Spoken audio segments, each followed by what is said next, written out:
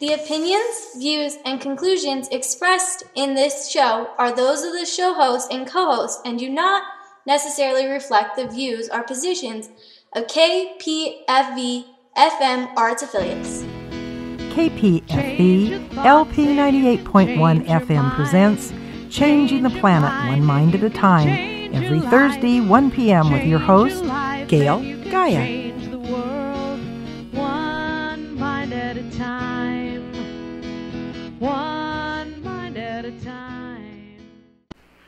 Good afternoon. This is Gail of Gaia, and I am delighted today to have Sean David Morton on the station with us.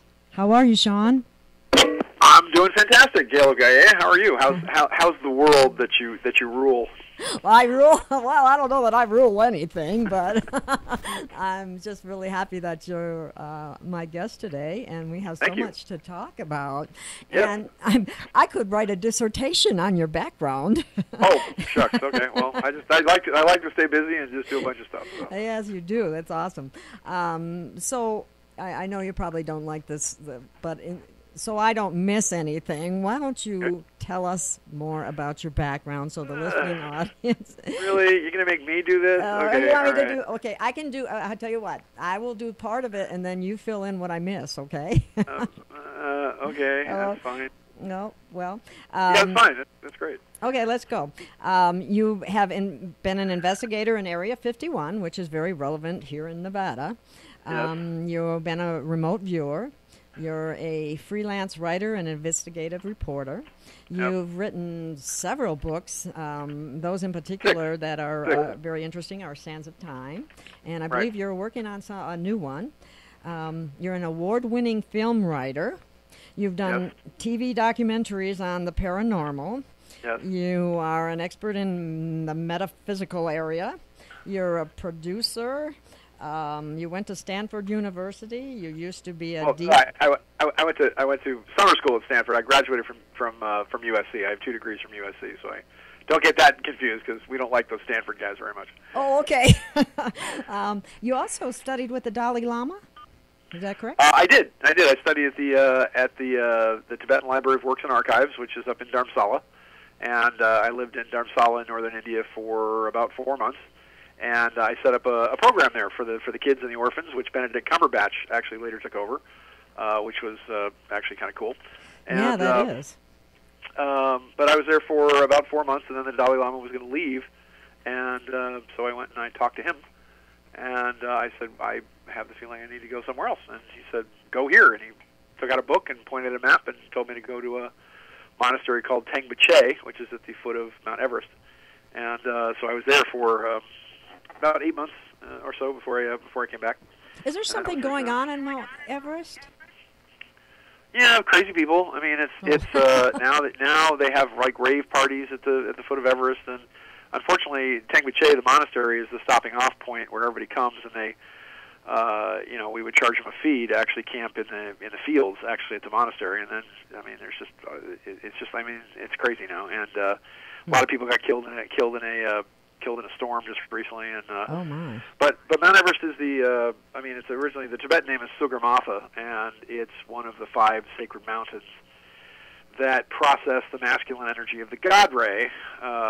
That the monasteries are designed to, the people in the monasteries are designed to sort of act as step-down transformers for that energy, so that it then goes out to all the world. And the Tengbache monastery moved out of China. Because we, the Black Hats, actually had a bunch of prophecies about how eventually China was going to drive the Dalai Lama out of the land of snow, and that that they were going to oppress and basically destroy Tibet, which is what they've done. So anyway, so we've been kind of the seers and the Time Lords and the ones who were outside of Tibet when all the horror took place there. But everybody. So there's 5 sacred mountains. There's Sugarmatha, which is also Mount Everest. There's Chongo-ri, which is known as K2. And actually, Aleister Crowley was the first man to actually climb K2. I don't know if people knew that. Amadam Lam, which is known as the Buddhist jewel box, which is right actually across from the monastery. Dugar Lama and Annapurna. Those are the 5 big sacred mountains in Tibet and Nepal. Wow. Okay. Sorry. That's cool. No, that's wonderful. Back to your resume. You also worked on hard copy. I remember that one in particular. I was a freelance producer for them for, on and off, because you're freelance. You go in and you pitch stories. But we did some amazing stories on hard copy, and they were teaming us up for a special segment, myself and my partner, director Wayne Darwin, that was going to be called The X-Man. And we had a preview for it. We had a guy in an alley with a blacked out with a trench coat, smoking a cigarette, and we had Don LaFontaine who did it. He's the X-Man. He's the man in the shadows who reveals the conspiracy. And we had the president of Paramount, I think his name was Frank Labont, I think it was, but the president of Paramount actually came down and said, "What are you doing? You can't be telling people the truth. You can't. We we were the #2 biggest show in syndication, and they canceled us because the president of Paramount said, "I want more movie stars. I want more stuff about nothing," is what they said, and they did not want hard copy. And even though we're tabloid, because we got away with stuff, because you do a thing on Princess Diana, and it would be between Sybil Shepherd dated Elvis and Madonna's lesbian love kiss or something like that. So, but no, we did some stunning stories on hard copy. We were the first ones to. That's what I remembered about it. Well, we did. I did the first stories actually at hard copy. We did the first stories on the Phoenix Lights, first national stories on the Phoenix Lights. The first really in-depth story on the assassination of Princess Diana and how it was done and who was behind it. We did. Oh my goodness, we did the assassination, the murder of JFK Jr. Because I firmly believe that he was taken out by the Clintons. Oh yes, yes, when his airplane went down. Mm-hmm. Yeah, and I was on ABC. Yeah. I was the only one on ABC to say, is nobody getting the connection that Hillary Clinton had lunch with this guy at 2 in the afternoon, and that later on that day when he tells her that he wants her to get out of town, and that he's going to run for Senate and take his uncle's seat and eventually run for President of the United States, that he's dead hours later. There's nobody making that connection, and that there's all kinds of stuff around it. It's the only plane crash that was actually personally taken over when the investigation and the search was personally taken over by the President of the United States. And everybody else was told to stay away. They put a 25-mile cordon around it. They put military ships in. And even the fact that they in complete secrecy, they supposedly pulled up his plane, took his body and his wife and his sister, took them to another naval ship, then supposedly cremated them. And please remember, they're Roman Catholics. They don't believe in cremation because he wanted to be buried next to his father. And then they dumped him off a ship, so he doesn't even have a grave. They just poured his ashes off the side of a ship, which is, by the way, there aren't crematoriums on battleships. They wrap him up in a flag and toss him in the ocean. It's, just everything about it was wrong. They didn't want you to see the plane because it was riddled with bullet holes. Eyewitnesses said that they saw. God, I didn't know that. They saw a helicopter that was actually chasing a plane and shooting at it. We got the FAA tapes of the last 10 minutes, which were banned. They were classified. And he was like, "I'm fine, everything's good, I see the tower, I'm on my way in, blah, blah, blah. Oh my God!" And then, all kinds of crazy stuff happened. We also did the first story on the TWA Flight 800, which was actually blown out of the sky by a missile from a submarine off the coast of Long Island. All kinds of stories, along with the Area 51 stuff, where I found the first hilltop that looked down on I filmed the base for the first time and found the hilltop that looked down on the facility and put it on the front page of the LA Times and made that a big national news story. And eventually took Dean Devlin out there, who made the movie Independence Day, all about Area 51. So it's just trying to stay busy. Well, that is wonderful. I really did miss that. I like that. I used to watch hard copy because it was hard hitting and we had good stuff. We had great stuff, and they pulled us for I think current affair. They wanted dopey movie stars. They wanted Friends. They wanted all that stuff, and we were the president of the network came down and poked his finger in my chest and said, you can't be doing stories like this, and actually told our producer, why are you letting these guys get away with this stuff? But we would do the tabloid stuff too. We would do Hawaiian Tropic girls and guys who claim they could hypnotize girls into making love to them, and just crazy stuff like that. So we did that stuff. But then I also worked. I had a show on UPN called Strange Universe, which ran for 3 years on UPN. And tried to get stuff produced on Unsolved Mysteries, but worked as a producer for them on a bunch of stuff that just kept getting canned. It got to the point where we get to the finish line and they go, "Nah, we're going to do something else." So worked on behind the scenes on that, but also worked on The alien interview at Area 51, that was a cool thing. Was at the beginning of the alien autopsy, but I backed off on the whole deal. I mean, I set the people up with it, and then kind of backed off on it because it just didn't smell right. There was some chicanery going on behind the scenes. But Bob Kennedy, Unsolved Mysteries, he made money coming and going. He made money presenting it, and he made money debunking it. So, so he made a bunch of money. I didn't make anything. So there you go. So there's a partial. Well, that tends to happen to people who are truthers. They don't seem to make money or a lot of it anyway. No, there's way more money being Anderson Cooper and doing New Year's Eve on CNN and doing fake news. That's way more money in that. Yeah. That's a shame.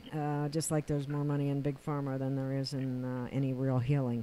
But well, but in any of that, you look at the fact that it's all centralized. If you look at media, there's 25,000 forms of media in the United States. They're all so everything you hear, everything you see, everything you read, every magazine you pick up, every book is controlled by 6 major conglomerates that are controlled by 232 people who all know each other, who all went to school together, who all basically have an agenda that is the exact opposite of what is good for you. Let's put it that way. It is enemy propaganda, and every day in every way they are pounding you through. I mean, whatever you want to call it, artificial intelligence or programs. I mean, I give an example. Harvard just did a study to find that CNN and MSNBC and all the major news networks. For the first 100 days of Trump's presidency, the news was 93% negative. 93%. Only Fox was, and Fox was negative fair and balanced, supposedly, was at 52% yeah, they were just negative. A little bit better. Yeah, and it's funny because, the American people are still, are still seeing through it, and it's just, that's Thank one of the goodness. biggest evolutions now. Yeah. Finally, people are beginning to see that they have been being lied to in just about every area of their life. And it gets to be a little bit difficult to swallow, and some experience some very serious cognitive dissonance. But well, it's a Pavlovian response. You're exactly right, because what happens is that they tell you that night is day and day is night, and war is peace, and exactly. and ignorance is knowledge, and freedom is slavery. And everything is opposite. It's the Pavlovian experiment. You basically you ring the bell and feed the dog, and then and he salivates, or you turn on the light, and every time you turn on the light, you hit the dog with a stick, and you give him and this is the Pavlovian experiment, and you give him like a little doghouse, and then you go in and you don't give him food, and you ring the bell, and you take the doghouse away, and then you flip the light on and ring the bell, and the dog goes insane. The dog has a nervous breakdown, and so that's what media is designing us for. Is they're giving you all this fake news, they're giving you all these lies, where it belays what you're seeing with your eyes. People are going, what? And it's there is a joke about this. If you want to hear the joke, Sure, there's a good sure. Donald Trump joke about this. Okay. Donald Trump decides he's going to make up with the media, and so he invites all the media on his yacht, and he invites Anderson Cooper and all his gay boyfriends, and he invites Megyn Kelly, but only if she wears a bathing suit. She invites Rachel Maddow, and he invites the Pope. And he invites the Pope, and so the Pope's up there, they're way out at sea, and the Pope's driving the boat, and he's going, I'm the Pope driving the boat, and suddenly this big wind catches his hat and flutters his hat into the ocean. And everybody's freaked out, and media's writing, the Pope's holy hat is all gone. And so the Pope starts to pray, and suddenly this heavenly choir, you can hear, coming from the clouds. And Donald Trump says, stand back, I'll take care of this. Donald Trump jumps off the boat and walks on the water to go out and get the Pope's hat. He grabs the Pope's hat, and as he's walking back, this giant shark jumps up, tries to bite Donald Trump in half, and Trump punches him in the nose and kills him with one punch. Comes all the way back. Then he gets attacked by a giant squid, and he takes off his shoe, and he hits the squid in the eye, and he manages to jump back on the boat and give the Pope back his hat. Next time, the media headlines scream, Donald Trump can't swim. Oh my God! That's about it.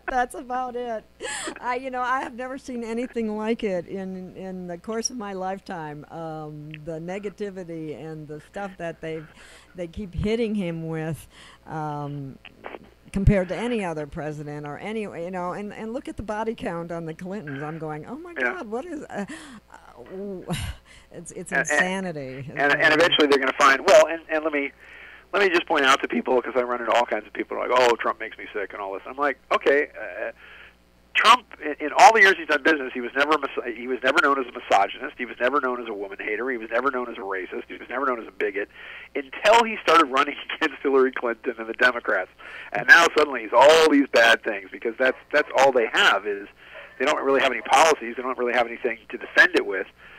We've seen what they've done to the country, and it's one of those things where that's all they got is emotionalism and knee-jerk reactions. But moving on. Okay, so what else are we going to talk about? Well, it's thou dost protest too much. That should that should give you a clue right there that something is amiss.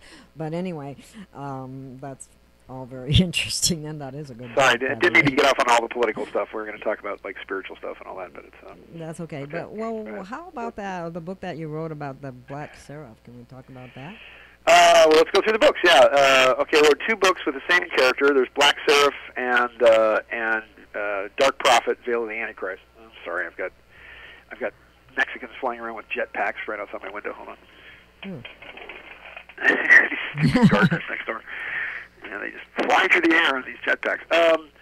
I created a character named Father Dominic Lindquist. I know a lot about the Vatican and the Vatican infrastructure and the Jesuits, and we can talk a little bit about that and the Pope. And yeah, that's kind of scary. Yeah, well, it's scary, and they run everything. They kind of rule the world. And exactly. I point out to people that, people say, oh, it's a Jewish conspiracy or it's a Nazi conspiracy, and I'm like, no, it's the Jesuits. It's the Catholic Church. They're the ones. Exactly. They run all the intelligence agencies in the world. You don't get a position in the FBI or MI5 or MI6 or Interpol or CIA without having massive Jesuit influences or going to a Jesuit school or being in line with the Jesuits. So anyway, I created this Jesuit spy assassin named Father Dominic Lindquist, who's half Bedouin, half Irish, and he's known as Abdul the Bandit, and he works as a spy in the Arab terror networks. And so Black Seraph is about how he steals the plan for a genetic weapon, a gene bomb, that could be dropped on, say, Israel and only kill, like, Ashkenazic Jews, as an example. And then my second book, which is I think was my masterpiece, but Veil of the Antichrist was all about what would happen that when Pope John Paul dies, he leaves a papal bull for Father Lindquist, because there's a man in the Middle East who's found something called the Book of Truth, which is one of the books that was written by Muhammad, and how he becomes the 12th Imam.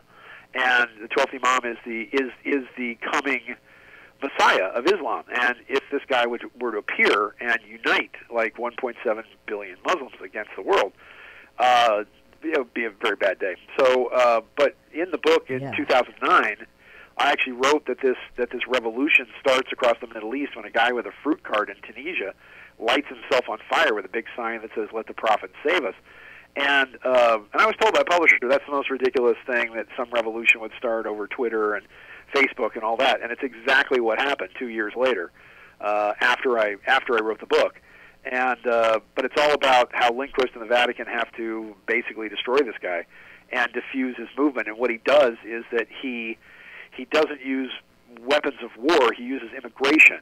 And so his goal is to go pray in Cordoba, Spain, which was the last foothold of the Muslims, and basically just bring millions of Muslims and have them just all forcibly immigrate into Europe, which is exactly what's happening now. Yeah. So I predicted in this book everything that's going on and going down, and probably what's going to maybe happen in the future if there's a single uniting guy. I mean, they're ready for it. They actually have a spiral staircase inside the Kaaba box at Mecca, and the idea is that when the Imam appears, he goes into this box, he climbs up the spiral stairway, and he presents himself on top of the Kaaba at Mecca, as the Lord's anointed, as Allah's anointed, as the Messiah. So that's a scary thought. They're ready to go, and it is there. And then there's some.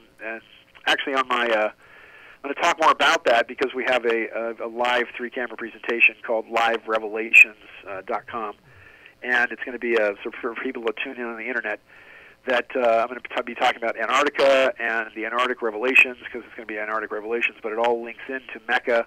It all links into a box that they found in Mecca that some people believe is the Ark of Gabriel. Yeah, how that box was then taken down to Antarctica, and the whole thing that went down after a mysterious storm, a mysterious lightning storm, killed 4,000 people in Mecca last year, and they claimed it was a you didn't hear hardly a thing about it in the news, but they claimed it was a stampede. And but this drove the Saudi Arabian king to contact the head of the Russian Orthodox Church, Patriarch Kirill, which then drove him to then contact the Pope and have them meet for the first time in 732 years, and then have him go with the Russian Navy down to Antarctica, supposedly maybe with something that they call the Ark of Gabriel, which was a sort of smaller version of the Ark of the Covenant that was supposed to have been given to Muhammad by the Archangel Gabriel. So it all kind of connects together, and it's a. I mean, if it wasn't true, it'd be just a fantastic. I mean, I'm thinking about writing it up as a kind of part 3 of the Black Seraph Chronicles. But I will be presenting. I think you should. all my evidence on it's called the Antarctica Mystery, and so it's going to be liverevelations.com. It's going to be Saturday at 3 p.m. Pacific time. So I saw that. I plan on watching that, and it sounds fascinating because all of this goings on in Antarctica has been. People have been wondering what is it with Antarctica all of a sudden. Well, I think we found a I mean whoever the secret government is, but they found that a city basically that has pyramids something like 4 times the size of Giza. So it's another. It appears to be another Giza-like pyramid complex that actually the U.S. has built these bases around, and now they're dealing with somebody in the center of Antarctica that call themselves the Planetary Guardians, and it's a question of who that is. Is it the Germans? Is it the Italians? Is it a combination of Germans and Italians mixed with Pleiadians? And I have some photographs and some physical evidence to prove my point of what's going on in the ice-free region of the central part of Antarctica. But you'll see all that on the Live Revelations. Oh, that sounds exciting. I'm going to look forward to that because the Guardians of the Planet, they made a movie about that. Well, those Guardians of the Galaxy, but it was pretty interesting that Hitler was the one that said in the final battle in the final battle of East versus West, my last battalion will be there to tip the scales. So the question is, who's the last battalion? Who are they? And I have a guy that has physical evidence that I interviewed and knew for a long time that actually says that the advanced German and Italian scientists who went down to Brazil actually teamed up with extraterrestrials, various Pleiadians, various sort of galactic guardians, and then all sort of joined technology and began to very slowly move out into space. But that's a whole other story. So what else you got? Wow, that could be really interesting. Well, I think one of the things that I'd like to bring out, and I know you can address this issue too, and because it's along the Guardians, and that is that the USA as a corporation, so many people aren't aware of that, and you have in the past listed, what was it, in a Manta, or where you can look it up and see how many employees it has, and it's easy. You can just go you can go on to something called manta.com, like the fish, like Manta, M-A-N-T-A, and manta.com lists all the Dun & Bradstreet numbers for some 60 million corporations. Okay, are we going off the air? Is that the music? Sorry about that. No? Somebody's trying to call me. Oh, okay. All right. I'm sorry. I thought it was like break music or something. No, it's manta.com, and you can actually then look up all of the corporations on the planet, and they all have Dun & Bradstreet numbers. And if you understand that there's the constitutional government of 1789, which is the du jour legal United States of America, and then in 1871 the United States Congress, really with no power whatsoever, but in 1871 they decided to actually create another government that was supposed to be the municipal government simply for the 10 square mile area of Washington, D.C. So that became known as the de facto United States Incorporated. They're even calling it the federal enterprise. They don't even call it the federal government anymore because it's a huge corporation. Mm-hmm. So in 1871 they set up a separate corporation for this. And of course, then they linked all that into the 14th Amendment, where the 14th Amendment was supposed to be for disenfranchised Negro slaves in 1866 and 67 because they couldn't go anywhere. So, and they weren't being accepted by the states. and they weren't even being, so they were emancipated, but it just meant they didn't have jobs, they didn't have rights, they just kind of floated around. So they created a second class of citizen, which was known as a U.S. citizen, which now abrogates all your rights in the states because, we have state government, and a governor, and all this stuff for the states, but, you don't get any of those protections anymore because you decide to become, instead of a citizen of California or one of the people of California, you now become a citizen of the United States, which is a foreign country. It's a foreign country, too. It's foreign. We're not a country. That's what people don't understand. The only nation is the United States, which is 10 square miles of Washington, D.C. Every other state is its own nation. That's why, each state has its own army, which is why it's called the National Guard. It's called the National Guard because it protects the nation, which is the state. Never does the president get up and say the state of the country is strong. He says the state of the union is strong because we're not a country, we're a union. The nation is only the United States. We've been bamboozled into thinking of ourselves as Americans. Well, are we North Americans? Are we South Americans? Are we Central Americans? Or which American are we? Exactly. When in essence we're all the men of Virginia or the men and women of California or the men and women of Texas. And Texas is the only one that's kind of got it right because Texas is its own sovereign republic, and it's a reason why the Texas flag flies at the same height as the U.S. flag because they only joined the United States by treaty. Actually, it's the Treaty of Hidalgo that's ceremonial assigned every 2 years. So anyway, if you look on Manna.com, you can just look up Government of the United States or U.S. government, and it comes up as a big corporation. It's got 2.7 million employees. It's got 3 chief executives at 1500 Pennsylvania Avenue. But the owner of the United States is listed as Archbishop Derek R. McLeod of the Catholic Archdiocese on 4th and Michigan Street. And I've called over there, and I've tried to get him on the phone like 40 times. And he's always out, he's always someplace else. And I just want to ask the question, well, how is it you own the United States of America? Which, once again, just shows that the Vatican, in essence, has taken over the world. They corporatize everything because they create a giant trust. And that trust, whether you like it or not, it holds everything in trust for what they believe to be the return of Christ. So, that's their, and as the public trust, they're supposed to provide for the well-being of all the people, all the children of God within that trust. Of course, they found a way to turn that around on you a long time ago. But I was going to say, that's been usurped, hasn't it? I mean, Vatican has actually been referred to as the Antichrist, for that matter. So, it is. In the Book of Daniel, it's definitely described. It's definitely described as the Antichrist. Daniel describes a universal religion, a universal language. He describes 15,000 people burned at the stake in a particular year, which is the Knights of Templar, and it's the revised Roman Empire with the 10 nations on the 7 hills of Rome. But the prophecies of Daniel ran out in 1844, so we're in kind of a new thing now. But I hate to throw the Catholic Church out with the bathwater because they've set up hospitals and orphanages and help heal the sick and feed the hungry, and they've done some great good in the world as well, along with all the evil that they've done. But there it is. So so they own the United States, and everything is set up as a giant trust. But it's not worth messing with these people because they have too much power. They have too much power, and they just ignore everything, and nobody knows enough to be able to fight them. So it's I would advise against it. I would advise just being a peaceful inhabitant, not tangling with these people.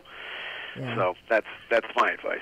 I would have to agree with you on that because, well, then how do the courts tie into that? Can you address that in the Bar Association?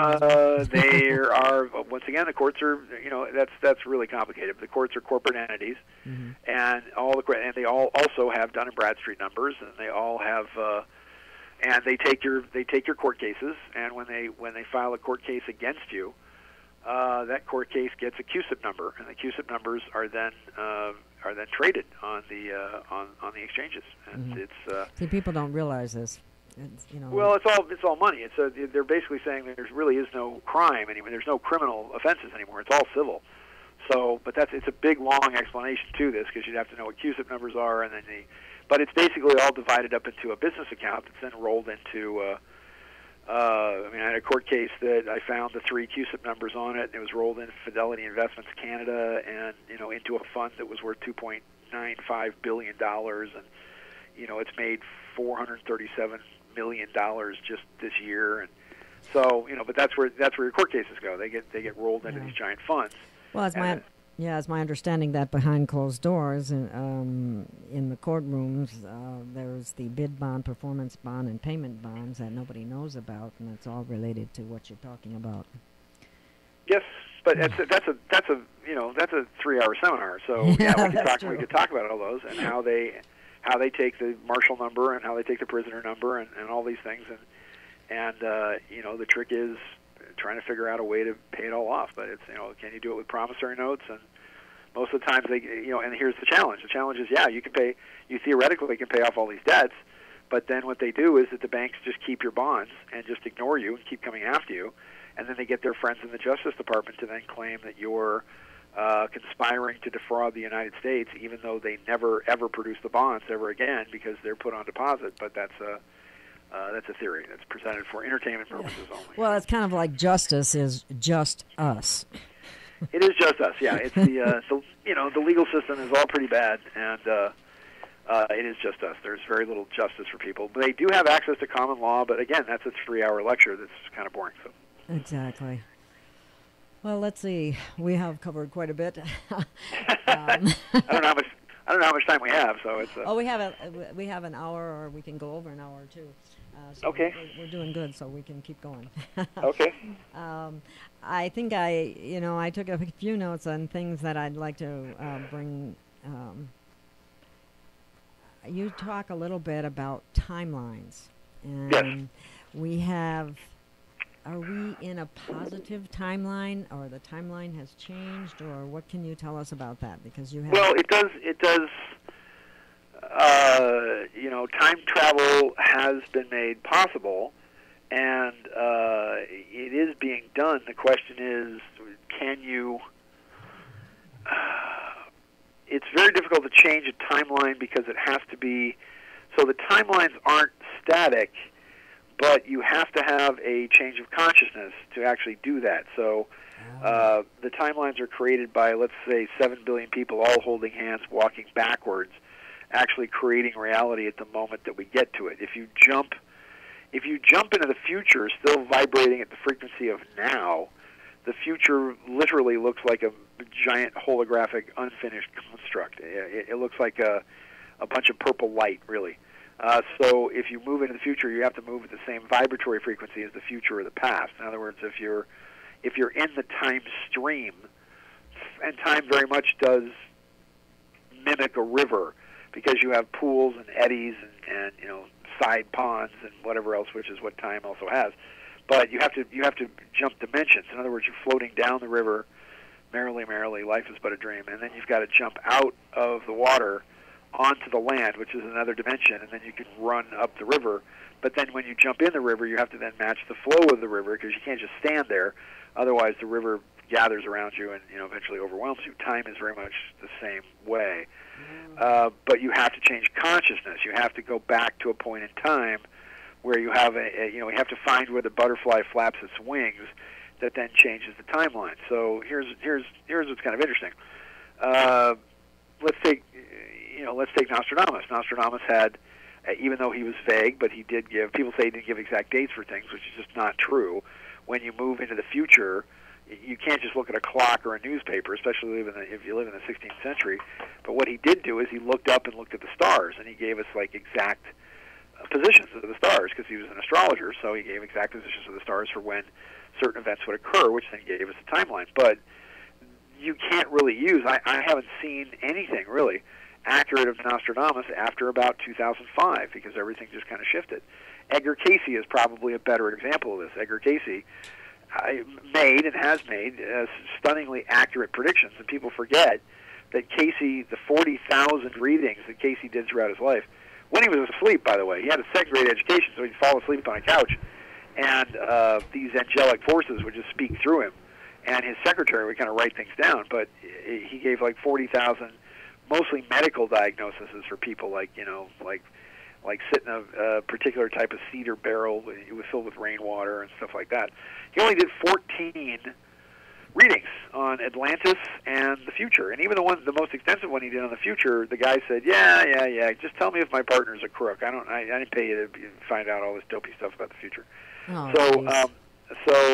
but let's look at his timeline. If you look at his timeline, you got to give him some credit here. He talked about that in the early 70s they would find evidence of Atlantis off the coast of Bimini. Lo and behold, 72 we find what's called the Bimini Road, which looks to be like a gigantic highway that used to connect to some kind of civilization that either disappeared or went underwater. Mm-hmm. He talked about a massive volcano erupting in the Pacific Northwest in the late 70s. Okay, so he missed it by 5 months. It happened in May of 1980. That's pretty good. He did talk about. All right, so this is interesting. Here's timelines that shift now.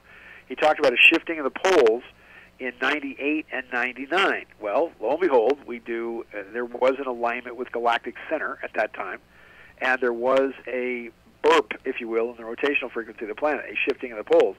But there's 3 north poles, and the poles actually just went from A, B, and C, so they did actually shift and kind of go around, but not as violently, not rolling over like everybody kind of thought. Now, actually, the poles are shifting now, because as of December 9th of 2009, Barack Obama has this posse of people that he travels around the world with, like 83 guys that he goes to places with, and weird stuff always happens when he does this. So he goes to Norway, to Oslo, to accept the Nobel Peace Prize, which is the biggest nonsense ever. And even Obama played it off. So I get it. I'm black. I'm cool. I'm the first black president, but I haven't done anything. He even said I haven't done anything to deserve a Nobel Peace Prize. But while he was there was a demonstration of power that was. And by the way, at the same time, there's this triangular gray UFO that looks like a pyramid, a triangle, actually flying all around Moscow. And then when these guys are there, there's something called the Norway Spiral, which happens. And I can absolutely prove that the Norway Spiral is this zero-point energy black hole that was created for about 9 minutes by something called ISCAT, which is the European version of HARP. It stands for the European Incoherent Scattered Radiation Array. And it created this big hole in the sky for 9 minutes or so. And after that, the sun goes completely quiet for about 3 years, and magnetic north, instead of marching north, starts moving due east, and since then has moved almost 1,600 kilometers into it's now in the middle of the Siberian Sea. So the North Pole is rapidly shifting. And but that also means that the magnetic north does not hit true north, and the planet doesn't flip over. So it's of interest. Then we had another galactic alignment in 2012, and then to December 21st of 2012, when the sun aligned with 27 degrees Sagittarius. Uh-huh. But now we have another galactic alignment happening. So we're also going to come into alignment with the center of the galaxy one more time. And remember, there are planetary blips. There are jumps in the rotation of the planet when that happens.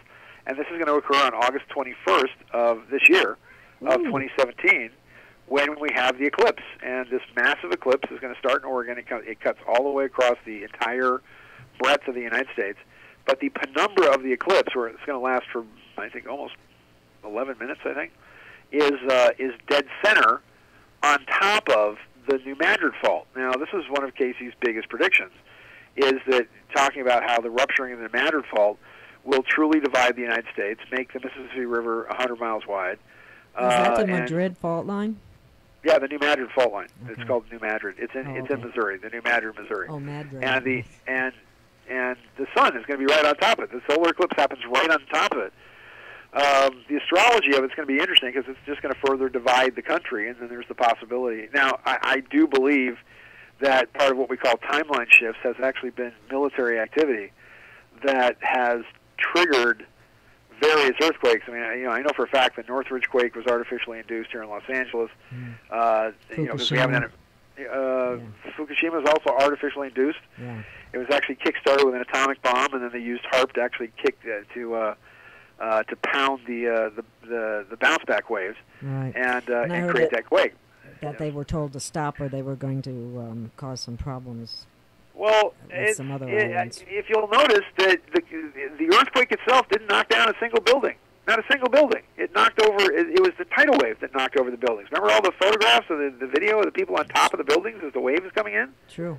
Yeah. That's a 9.3 quake that happened 40 miles off the coast. You don't think those buildings would get knocked down? So it was a very strange quake in line of the fact that it altered each one of these quakes. By the way, each one of the quakes leading up to Fukushima, you had Fiji. 188 days later, you had Chile. 188 days later, you had Christchurch, New Zealand. 188 days later, you had Fukushima. 188 days later, you had 7.4 and 7.6 on the San Andreas fault line, but down in Mexico. So you've seen a pattern here of 188 and 188. Because if you take pi, or pi r squared, which is how to figure out the radius of a circle, and you times it by 60, which is how we view time, you actually come up with 188.88888.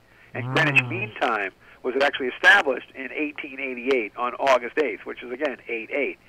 So what's going on? And they've figured this out where these big quakes happen in this cyclical pattern. And I'm convinced that each one of these quakes is altering the nodal axis of the Earth somehow and bringing us in line or in tune somehow with galactic center. Now, as far as the timelines go, yeah, we've shifted a bunch of timelines. The biggest shift in the timeline was during something called the Landers Quake, which was June 28th of 1992. And I was working with it was not only myself, but I was working with an earthquake group of people who were psychic and sensitive, and I taught them how to read maps and use pendulums and whatever else. So, we gather at my house, and we get out the maps, and we were starting to predict quakes right, left, and center. So much so that we got very famous on the news, and I made a prediction on the local news that there was going to be this 6.5 quake, and it was going to happen here, and it was going to happen, and I think I just said it was going to happen Tuesday. And they were like, okay, so they actually sent a news crew on the Tuesday, and as the news crew was actually, I swear on a stack of Bibles, as they were walking up the hallway this is hilarious. to my front door, as I opened the door, the earthquake actually happened with these guys with all their equipment in the hallway. And I'm like, welcome to my parlor, gentlemen. And so instead of idiot, false prophet, psychic, doing stuff, I'm on the news like, well, here's the guy that predicted it, and when's the next one? I'm like, I don't know. It's how do you do it? Well, we just came up with a technique to figure it out. So the fascinating part about it was the Landers quake, which could have actually turned into something massive, and could have been the quake that was responsible for actually fracturing the Juan de Fuco fault line. I sat out in front of my house with 1,000 of my neighbors, and we watched a fleet of these greenish, about a dozen of these greenish gourd-shaped UFOs with these blue-white lights coming out of the sky. Reported on the news, they said it was transformers exploding. Of course, they never tell the truth, do they? Yeah, people thought it was UFOs. Well, we were out there seeing them, and I've had fleets of UFOs over my house in Hermosa Beach like 3 times. So, standing there with my neighbors, watching them, filming them, doing just, zipping around the house over the bay. And but at that point in 1992, this is after the riots. This is when the Landers quake happened. My team of people and myself just found that everything somehow had been calmed down, and that was when Gordon Scallion started just completely going off the rails. Dolores Cannon completely went off the rails. And that's why I started my newsletter, because I was the only one that was saying, look, I'm not proud about this. The timeline has shifted. Something happened, something went on, some kind of divine intervention, like right out of the book of Jonah, has occurred that we're going to be fine. And I don't think they can't lose California, because we're the center of not only the military-industrial complex, but the military-industrial entertainment complex. And they need that propaganda to keep people sleepy and keep them stupid and keep them, have them ignore that our military is moving 100 billion cash in heroin out of Afghanistan, and we have this massive military budget to fight who? To fight a bunch of guys with towels on their heads, in some country, fight 50 guys. That's terrible. Wow, that's just too amazing. Well, those are the shifts of the timeline. The shifts of the timeline so far is that we're not all dead. There's 7 billion people on the planet. The massive catastrophes haven't really happened yet, but there is still in the Great Pyramid of Giza, which is a giant prophetic clock. There's still what's called the River of Fire.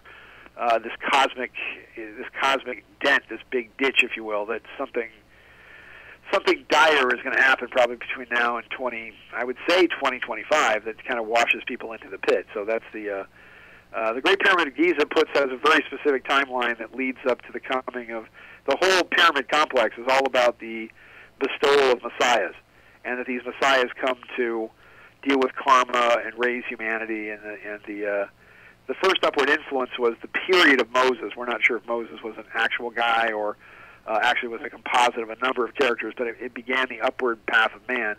Then you have Buddha as the first of the great messiahs. Then you have Jesus Christ as the second great and greatest messiah, because the whole pyramid is built from a stone going outwards from the Christ angle from 2 BC to 33 AD.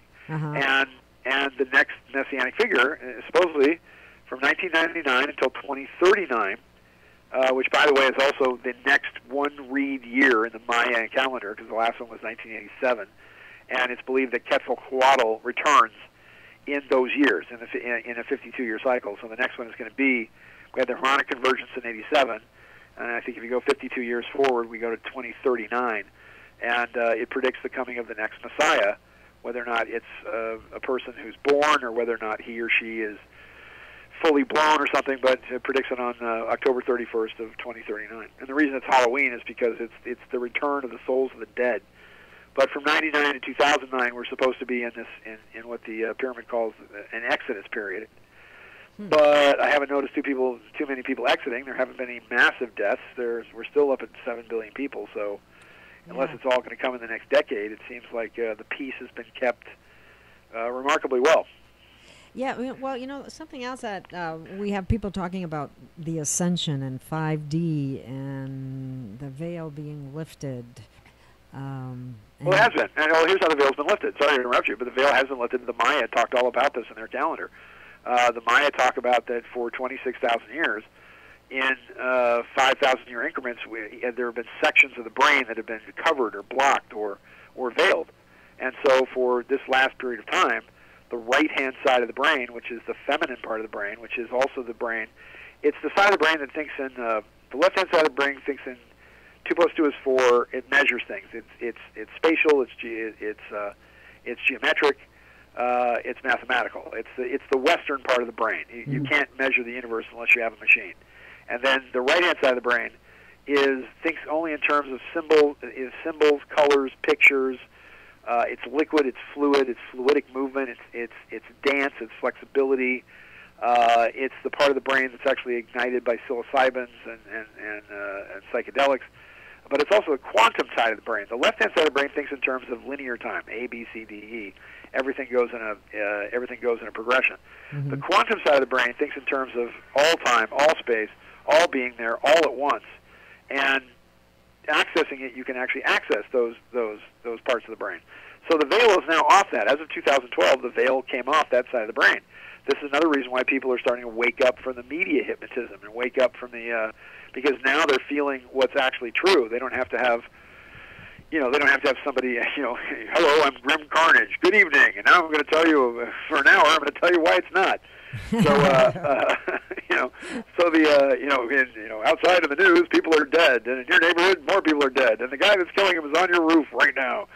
So, the fear factor. No. Yeah, exactly. It's the fear factor. Well, because again, if you keep everybody afraid, and if you keep people sexualized and afraid, they buy stuff. You open up the neuroreceptors because it triggers either the I want to eat it, I want to have sex with it, or I want to run away from it.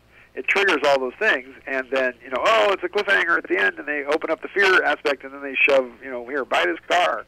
So it's all advertising and the glamour of all that. Yeah. But but now people are starting. Would that be referred to as the reptilian part of the brain?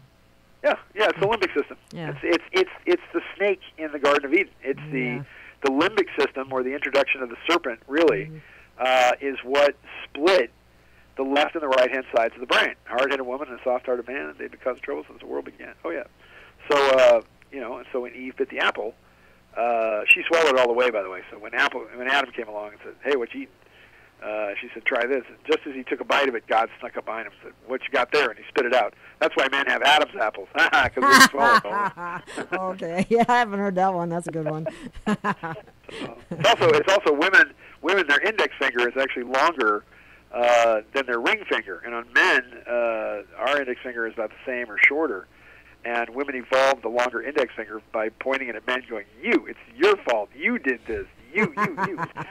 So, well, mine's equal, so little Garden of Eden secrets there. So, but what the whole point of this is that the Great Pyramid of Giza also explains it. The Great Pyramid of Giza has the entrance to it has two big stone chevrons, which represent the male and the female. And when that door to the pyramid aligns with the North Star at that time, which is Thuban in the constellation of Alpha Draconis, and Alpha Draconis is the red dragon that's talked about at the end of the Old Testament. New Testament. That Michael in the sky, that you would presume would be the Nordics or the Pleiadians or whatever else, that he fights the dragon and he's wounded and he tosses the dragon down to the earth and he traps the dragon here and all that stuff. But when the downward path of the Great Pyramid of Giza aligned with Thuban, that was the beginning of the fall of man. That was the beginning of the destruction, of the 7 years of redemption of mankind, which is representing 1,000 years. So we're right at the beginning of the 6th day. We're not even really into it yet. We're just we're on the cusp of the age of Aquarius. So when you look at a month that's 30 days, and you look at a grand cusp is about 500 years. So we started moving into the cusp of the influence of the age of Aquarius right about 1900, right about 1895, 1900, which of course is Edison invents the light bulb, and Tesla comes up with electricity, and Edison and all that stuff. So we got a long ways to go. The true age of Aquarius doesn't really start until about 2400. It's like 2489 A.D., which is also the pyramid talks about is the last of the incarnations of the Messiah. That Buddha is the first one, born in the energy of Lhasa, Tibet, because the base root chakra of the planet is Lhasa, Tibet. The next one is Jesus, prostate ovarian chakra, which is Cairo, Egypt. It's the Great Pyramid. Jesus, of course, lived in Egypt. He actually trained in the Great Pyramid. He was initiated when he was like 5. Solar plexus is Stonehenge. The pyramid points to the next messianic figure actually coming from England or being born at or around Stonehenge. Again, between 2034 and 2039, it's kind of unclear. Then the heart chakra is Machu Picchu. Another Messiah comes about 150 years later. Throat chakra is downtown Los Angeles. It's actually the center of the chakra is the gazebo on Alvera Street, which is kind of interesting because that's where the Grammy Museum is. It's where they have the Grammys. It's where the Staples Centers is.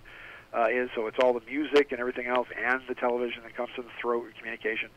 And then the third eye, which is the third eye of the planet, is a town that's outside of Osaka, Japan. It's near Kobe, called Tenri City, and they have a huge red granite pillar that's goes 60 feet in the ground and 60 feet up, and they believe it to be an acupuncture needle that sits dead center in the third eye of the planet.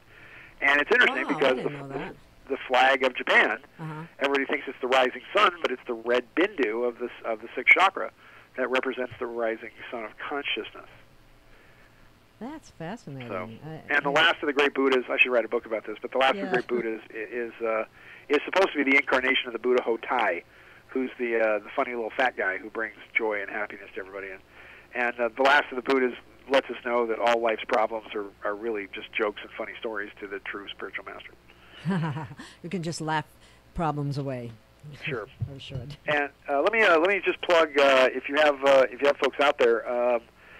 I've been doing readings for people, and I used to be in all the psychic hotlines. I was on Sabrina Kincaid and Kenny Kingston, and Dionne Warwick always mystified me because why she ran a psychic hotline when she couldn't even find her way to San Jose. I find mystifying myself. Yeah, that's a good one. So and here comes Dionne Warwick, the girl that looks like the devil's girlfriend.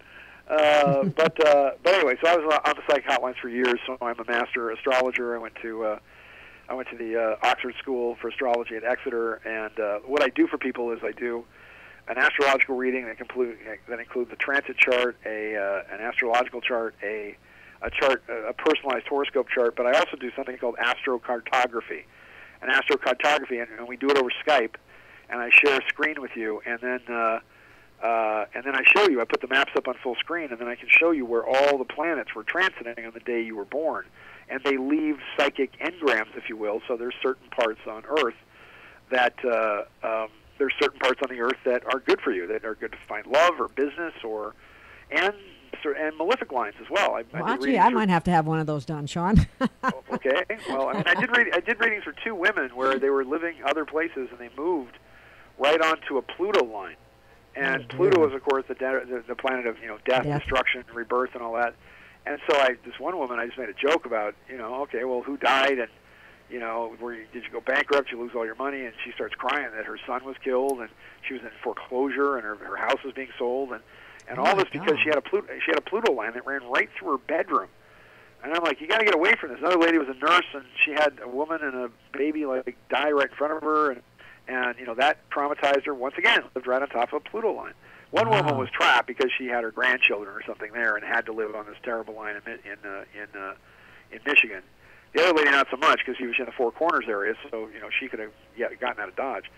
But these are just places you stay away from, and there's positive places to move. And I do something called Solar Quest, which is on your birthday. You can actually go to the place where the sun's transiting, and you stay there the day of, the day before, the day of, and the day after, and you can absorb all the power of the sun, especially where it was at the exact place in the sky. And then I do something called I do a 2-deck, my own patented 2-deck tarot reading, because I use the Weight Rider deck to do the cross and the staff, but I always found that to be too static. So what I then do is I take out the Thoth deck, which is far more detailed, and then I can use my own intuition to pull cards to then delve very deeply into personal problems. So instead of a desktop, I now have a cursor on top of that to be able to move it around and kind of get more information. So so there you go. So if you folks want a reading, you can go to strangeuniverseradio.com. You go to our website, strangeuniverseradio.com. And so it's an hour to 90 minutes, depending if I like you or if you have particular problems. and well, you got to be pleasant. So but you get all the stuff that you then get still shots of all your astrocartography, and I go through it with you and explain all the astrocartography. And if you want your solar chart done for your birthday, for a place to go, I should run a travel agency. I should actually say, okay, solar return travel, and we can get you to. Really, next time I move, I want to have a talk with you. Yeah, sure. Well, we can get you to wherever you want to go on these places. But anyway, it's strangeuniverseradio.com. You can click on for a reading. I'm booking up. Really, I'm doing like 3 readings a day, and then or you could call the number actually for more information, which is 310-318-1848. That's 310-318-1848.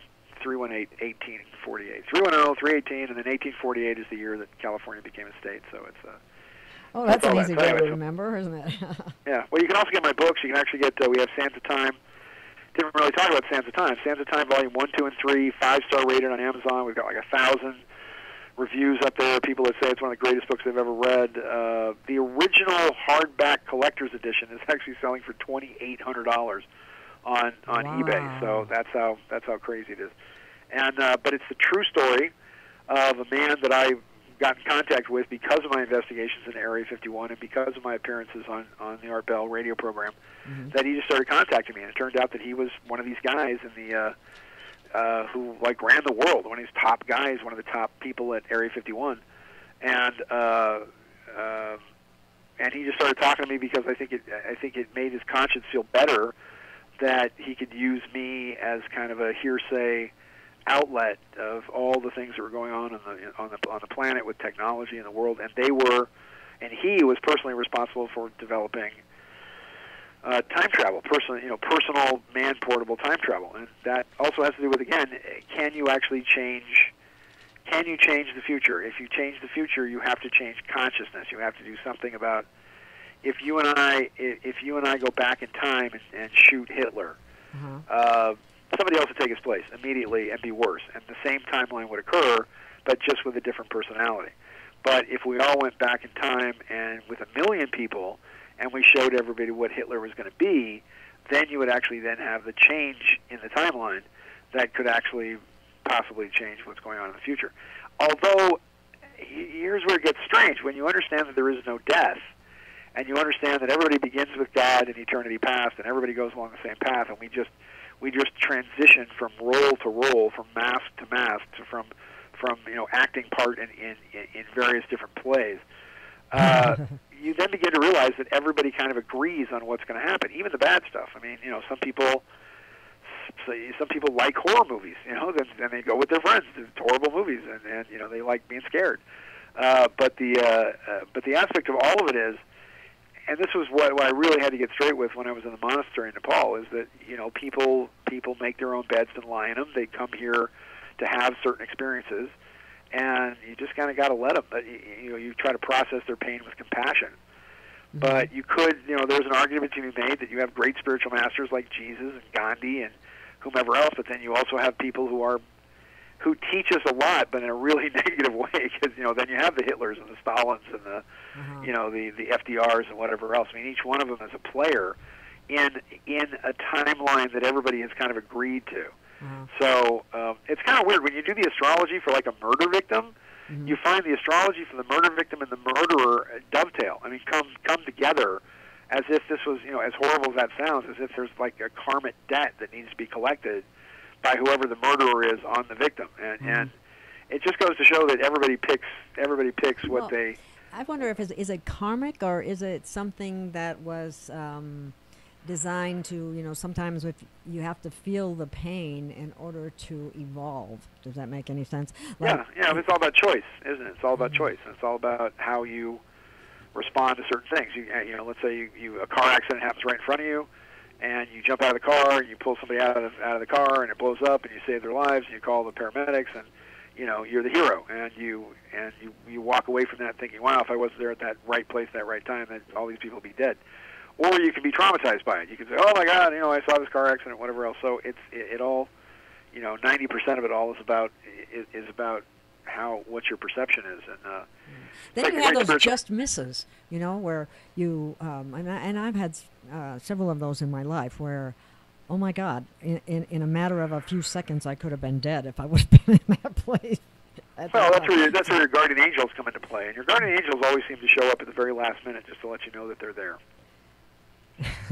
Well, that's a good thing. I like that. Just so you know. Yeah. But it's also, the guardian angels also extend outwards, because it is angelic entities that are the ruling intelligence also. Not only they're guardian angels, there's military angels, there's choir angels, there's communications angels, but there's also the angels that are the intelligences of planets and stars. And that's how astrology works. You depending on where these intelligences are, at the moment you take your first breath and become a frozen piece of time and space. And then you have the constellations, which are groups of angels, and these constellations are the nations of the galaxy. And they also give off different corporate personalities, like the United States or Canada or Mexico or what have you, and that beams across the cosmos and then is caught by the lens, the jeweled lens of each one of the planets, which then becomes your astrological chart. That's fascinating. So that's my theory.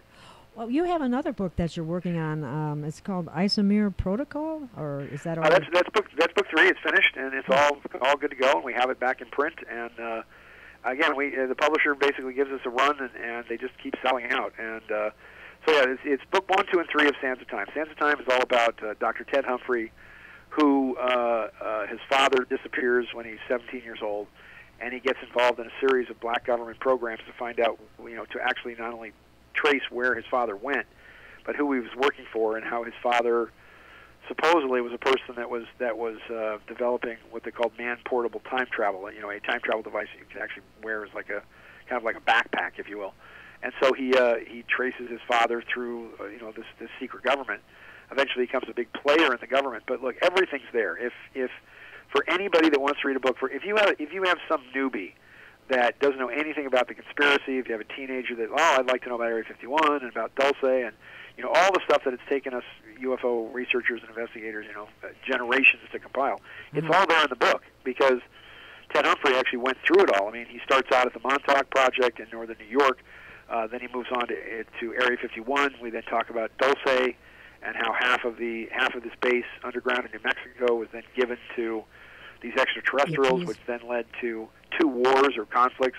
One was very minor, where only half of those people were killed, but then a major one where the hive below level 4 was completely cleaned out. Then it goes on towards the development of time travel, and how positive extraterrestrials then give us certain formulas from the future and other dimensions and all this other stuff. So it's a mind-boggling, mind-blowing, epic tale that is a behind-the-scenes look. It's stepping through the mirror and down the rabbit hole of how the secret government actually really works. In book 3, It's called the Isomer Protocol, and it takes place about 6 to 8.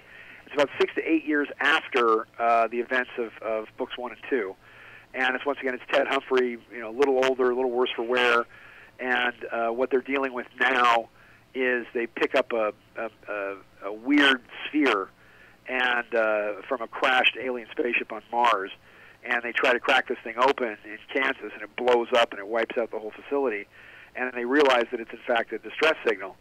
And the Isomer Protocol stands for Isolation Memorandum. That what happened was is that we were forced to basically sign a treaty with once again the Galactic Guardians, or these races of beings that are out there, to not leave the planet, to not have manned exploration of other worlds, because we're basically considered a virus. We're considered. That's sad. Well, we kind of are. I mean, we've got. We've got our war and sex and greed and terror and all that, along with the disease and everything else that comes with us. This also rewrites history as well. I mean, not only is there a complete dossier in these books on what really happened with the Philadelphia experiment, and actually from my knowledge of the Philadelphia experiment, I predicted the huge blackout in New York that happened on April 13th of 2003. Because that was when I predicted the USS Eldridge would come back into time-space and basically just erupt in an electromagnetic pulse as it got yanked back to 1943. And I wrote an article on this in February of that year saying, you guys need to look out, August 12th, 13th, 14th, there's going to be this massive electromagnetic anomaly that's going to black out the East Coast. And there it was. So, proof once again that the information in the books is real. But the Isomer Protocol, again, it kind of rewrites history, because in ufology, we have this sort of iconic story about how positive, tall, white aliens that they just called the Etherians, because we didn't know what to call them. They didn't tell us where they were from or anything. But they show up at Edwards Air Force Base, which is called Muroc, in February of 1953. And Eisenhower comes out and meets them, and it's all nice. And they say, well, look, if you give up your atomic weapons, we'll give you technology and help you ascend, and all this stuff, and Eisenhower said, no, well, really, no such thing happened. They showed up. They shot down 2 of our aircraft. They parked out there, and they said, you're going to bring your leader to us right now, not bring us to your leader. You're going to grab him and bring him here. Eisenhower then came out, and the whole thing was a reaction to the fact that we'd landed on the moon using German technology. This is the National Security Agency. It actually landed on the moon in January of 1953.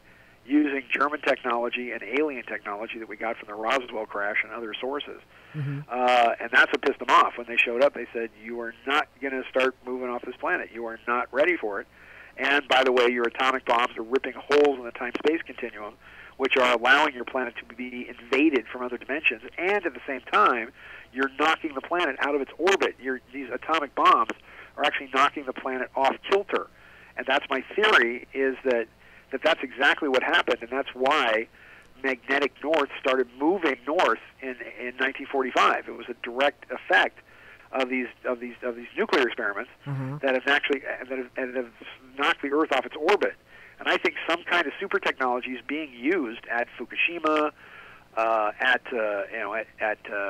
Fiji, because each one of these alters the nodal axis of the planet, and I think they're actually altering the rotation of the Earth to bring us back into line with galactic center. So when we align with galactic center, you don't have these massive...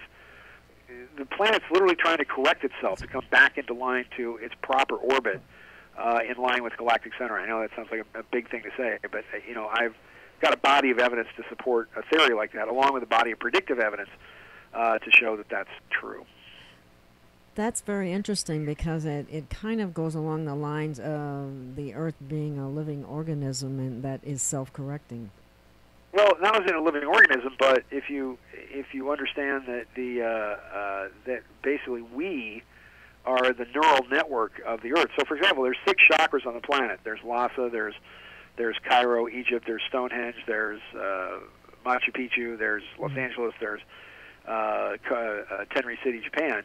But the 7th chakra is human consciousness. The 7th chakra, which is a combination of a bunch of stuff in your brain. It's the right and left-hand sides of the brain. It's the hippocampus and the hypophysis and the medulla oblongata and all the other stuff in there that then creates the violet light with the pituitary and the pineal gland.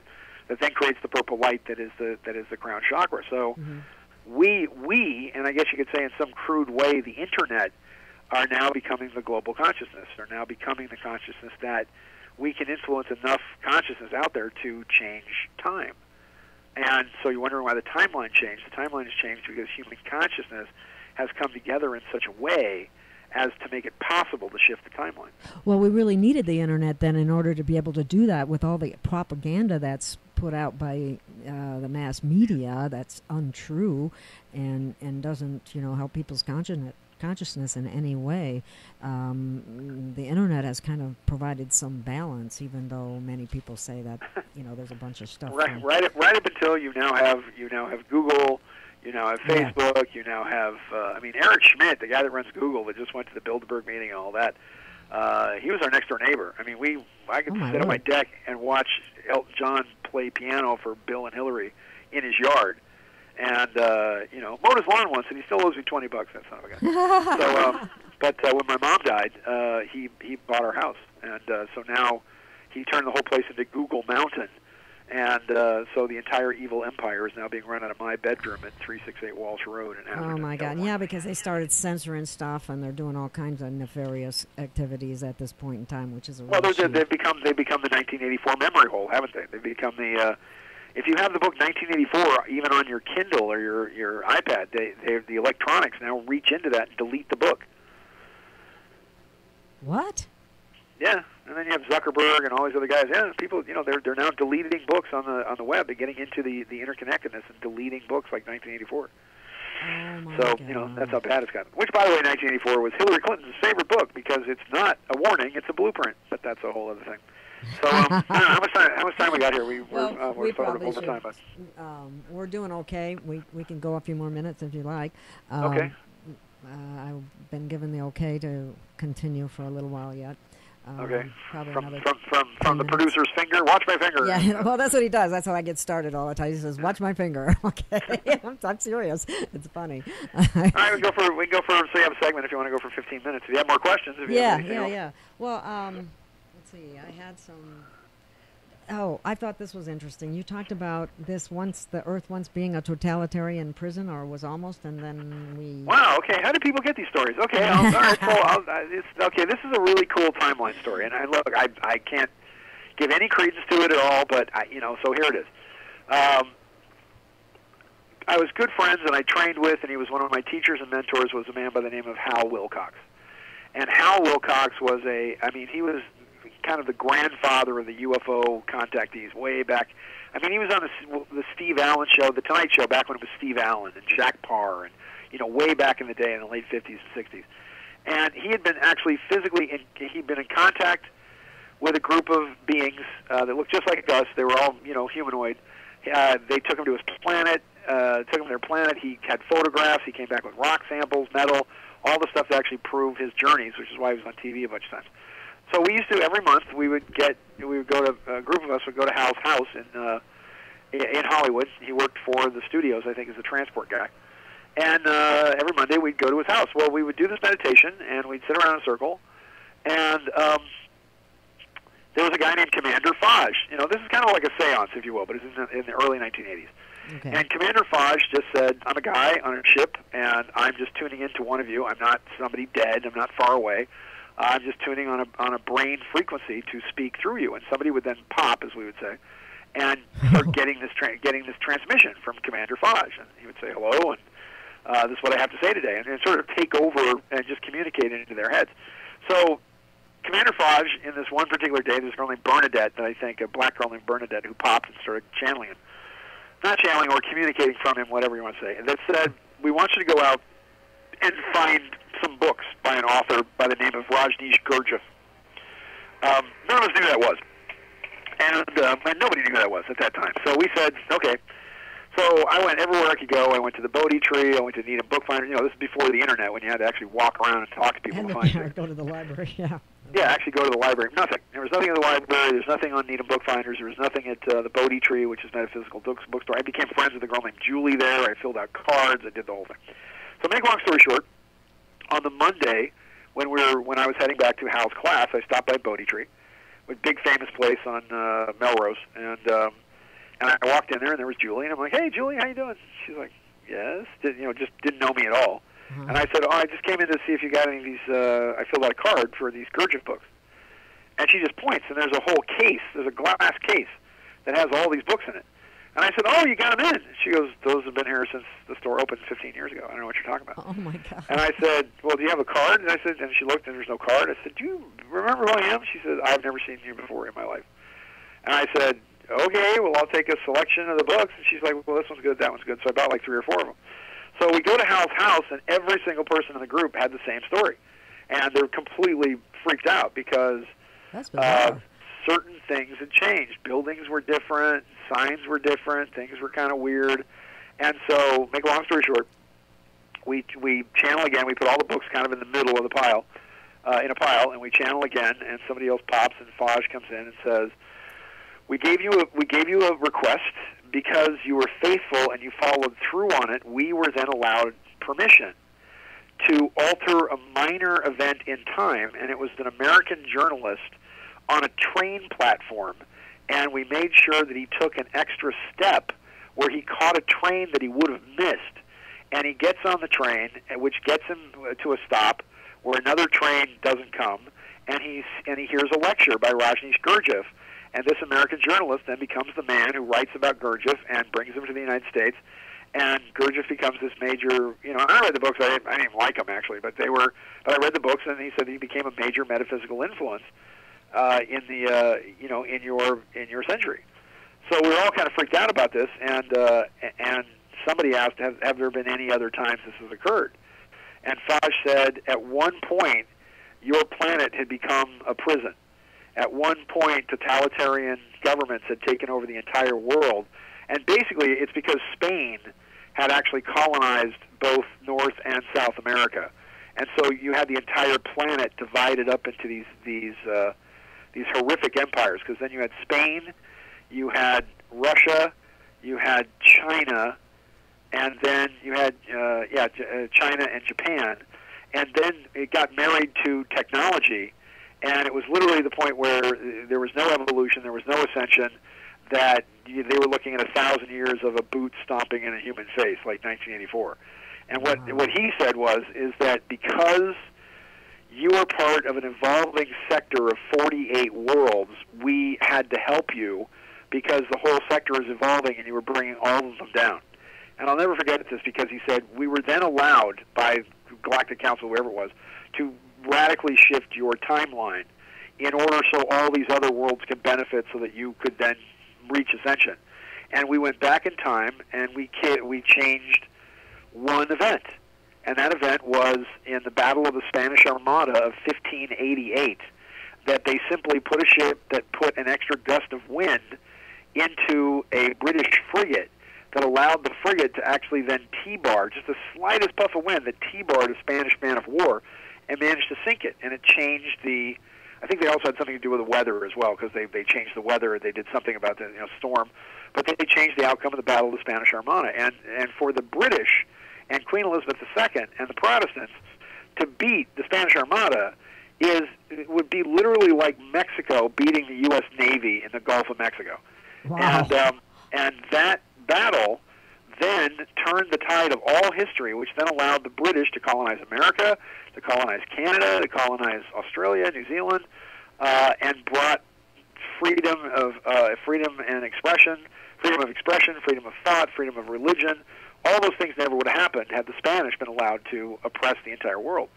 The one other thing that was interesting that they also said was that that not only did the Spanish Armada shift, anyway, they also said too. They said if you are true, and if people start doing the things that we ask, then you may just walk out of this room, and there may be peace and trade with other planets, and it will have always been that way, and only you would know any different. Well, there's a group of people in the group when people came outside, and there were weird things. I mean, like, for example, the sign on the hill in Hollywood that used to read Hollywood Land now just read Hollywood, and we were the only people that knew that was different. There was a place that was like a miniature golf course that was now a Japanese temple, and there were people that freaked out, that just couldn't take it, realizing that suddenly we were somehow at the epicenter of some kind of shifting or changing timeline. That's amazing. So that's why, and again, that moment, that one ship that sank that Spanish ship, that was what allowed. Oh, here's the other thing they said. The other thing they said also is that they said, should the freedom prerogative, I think is what they called it, should the ascension that we have planned not occur in the United States, should you sink into materialism and lunacy or whatever else, they said we have another plan in place to actually make the spiritual center of the world Brazil, and that we will start over in Brazil. And it is very interesting because Brazil has some of the most famous healers. They're famous for their religion. They actually built Brasilia, their capital, 1,500 miles from the coastline, way out in the middle of the Amazon jungle, because they believed in the prophecies of global tidal waves and destruction and all that, and they wanted their country and their nation to survive. Now, I don't think Brazil is anything special. I mean, it's all crime and poverty, and it's all just terror. And but they I do just think, approved GMO sugarcane, but that's I know. It's story. it's just all terrible. It's and again, if they were with the GMOs and all this other stuff, if Monsanto and these drug companies were really making a pill that made you, tan, skinny, and horny, I mean, they wouldn't be hiding it behind all kinds of legislation, they wouldn't be doing all this stuff behind closed doors. But that's a whole other topic. So those are the shifts of the timelines. Those are the amazing, stupendous, and incredible things that are being done on behalf of humanity, whether they know it or not. And it's people like us that are on the front line, Gail, trying to enlighten and entertain and inform people, and people we're not appreciated for it. We're certainly not rewarded for it. The mainstream media just beats us up and calls it all fake news and all that stuff. So, but you see that things are changing. You see that finally the one interesting thing I also have to say about Trump. I have a lot of interesting things to say about him. I mean, a year ago I predicted that Trump would be president. I took all kinds of heat for that. 15 years ago, I kept telling people that Hillary Clinton would never, ever, never, never, ever, never be president of the United States. I said it's just not in the cards. She's just not. It won't happen. I don't care who runs against her. Yeah. Well, so what? Too evil.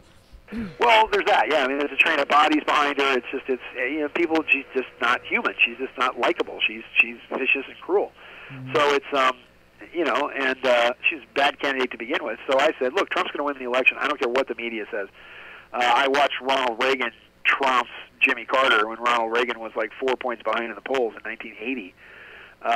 So it was all the same thing. But it is interesting to me that astrologically speaking, the planet Pluto, the United States is actually moving through what's called its Pluto return, and Pluto was in Capricorn from 1766 until about 1780 or so.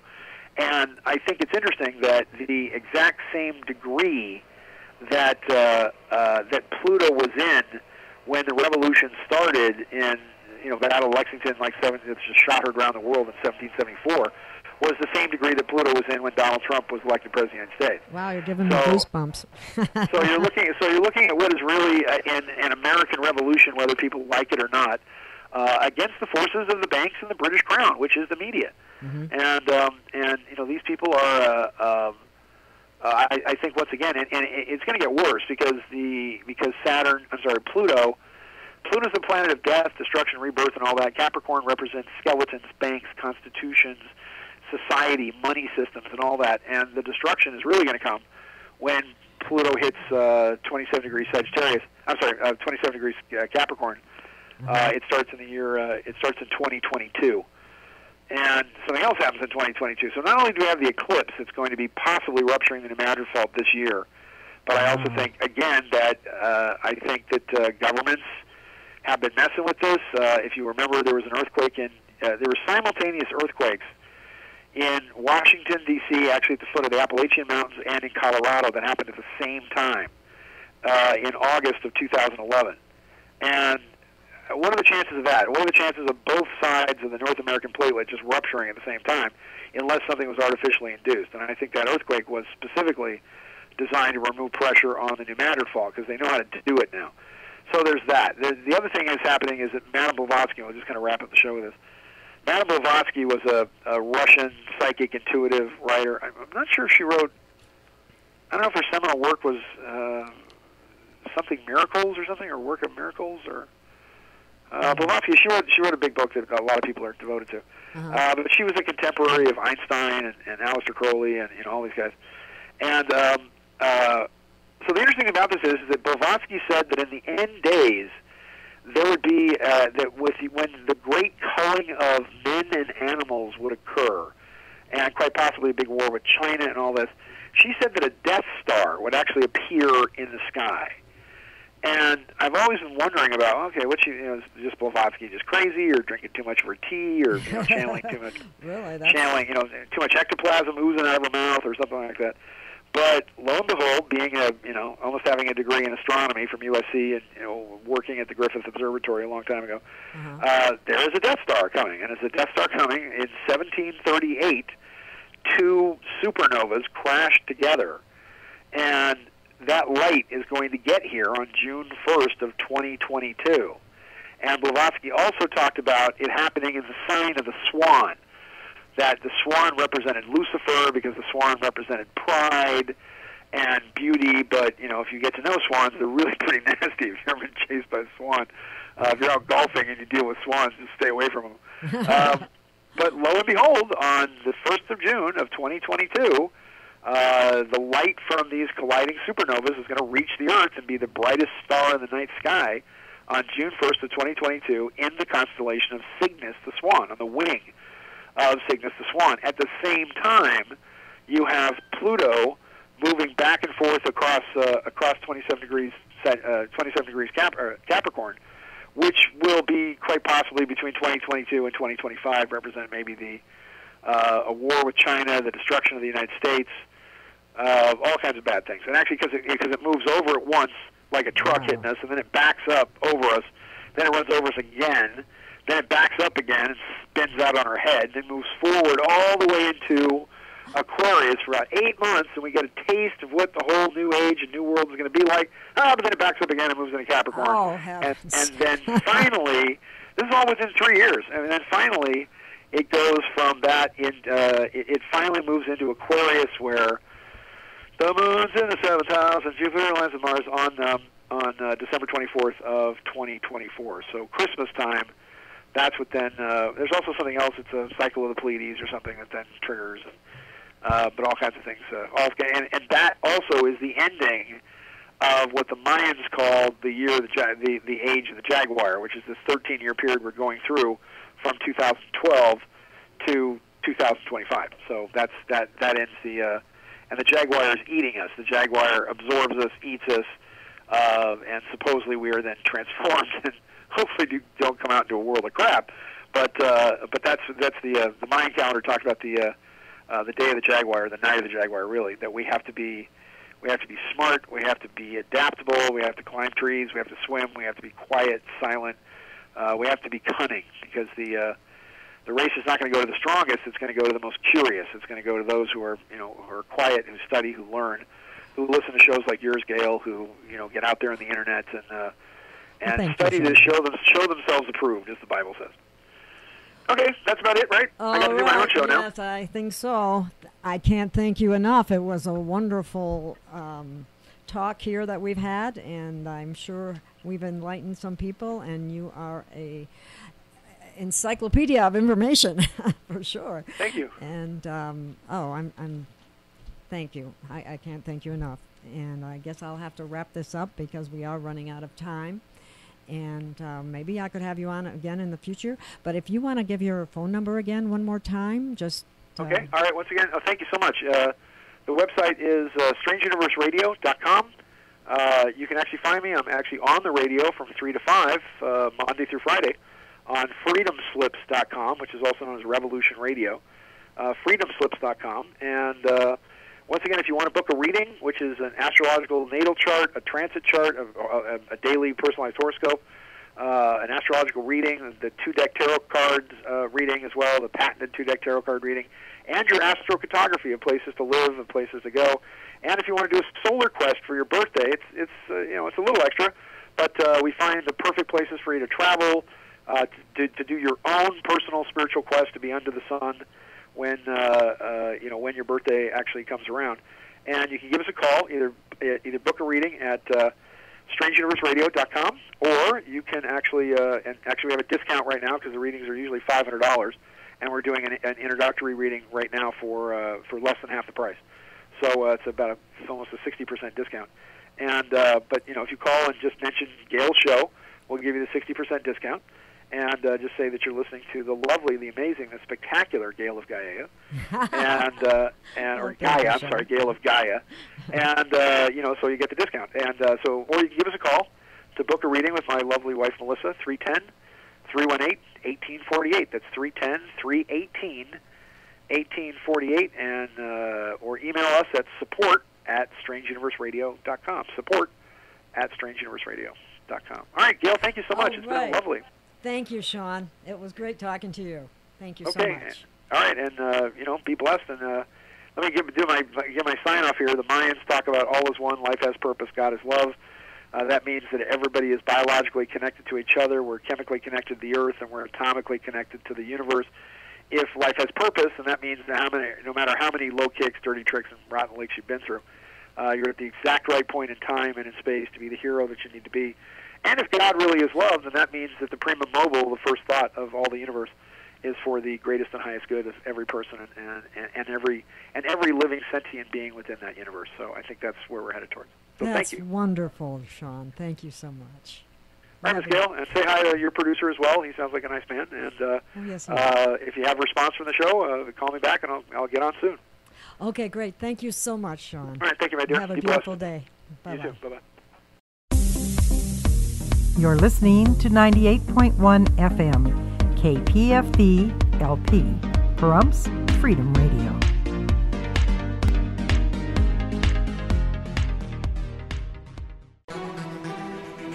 Just being mad is not enough.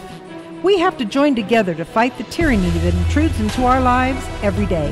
Get your daily dose of information and stay on top of the issues right here on 98.1 FM, where freedom rocks your boat.